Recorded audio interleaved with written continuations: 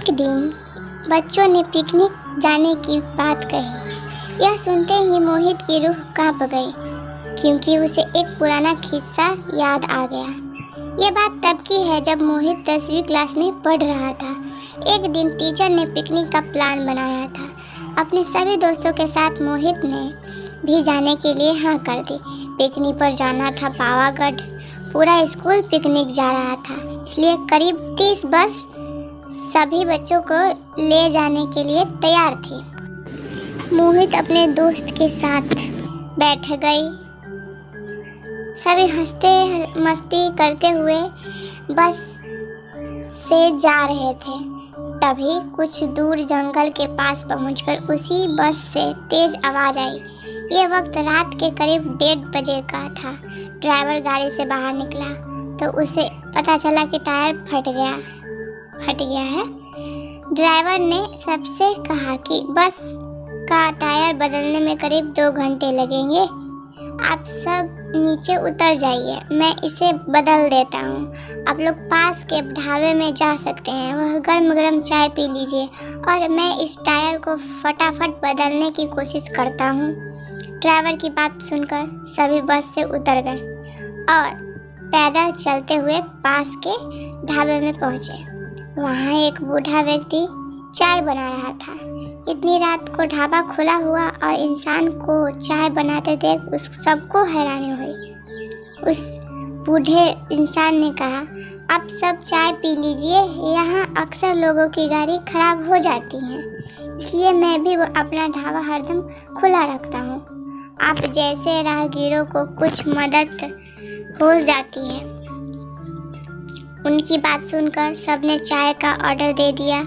उन्होंने कुछ ही देर में सबके लिए चाय बनाकर मेज पर रख दी।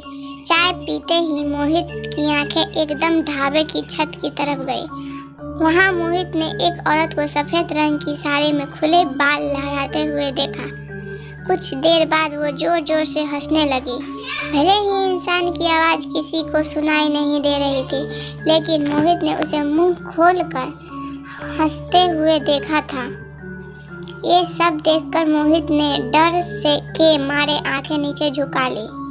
कांपते हुए किसी तरह से मोहित ने चाय दोबारा पीना शुरू ही किया था कि उसी वक्त जोर जोर से किसी के चिल्लाने की आवाज़ जंगल की ओर से आई।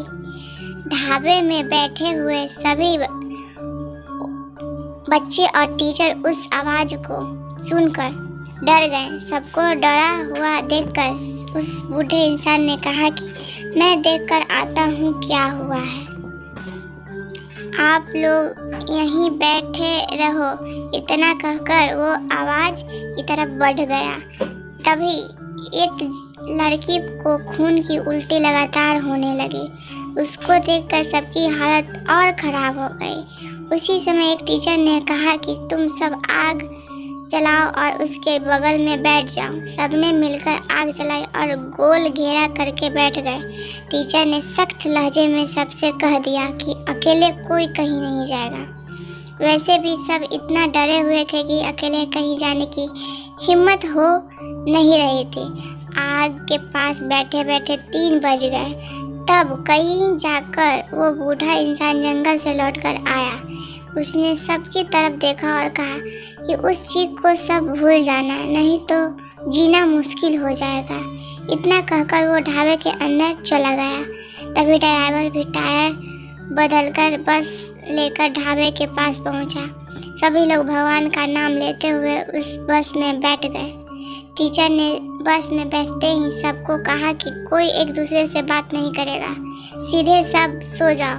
टीचर की बात मानकर सब चुपचाप बस में ही सो गए। उसके बाद पिकनिक स्पॉट पर पहुंचते और करीब 1 हफ्ते बाद घूमकर आ गए। पिकनिक में किसी ने दूसरे बस के बच्चों से उस रात के बारे में कुछ नहीं कहा, क्योंकि टीचर ने मना किया। लेकिन पिकनिक से लौटने ही सबने अपने दोस्तों और दूसरी क्लास वालों को इस भूतिया घटना के बारे में बताया। आज पिकनिक का नाम सुनते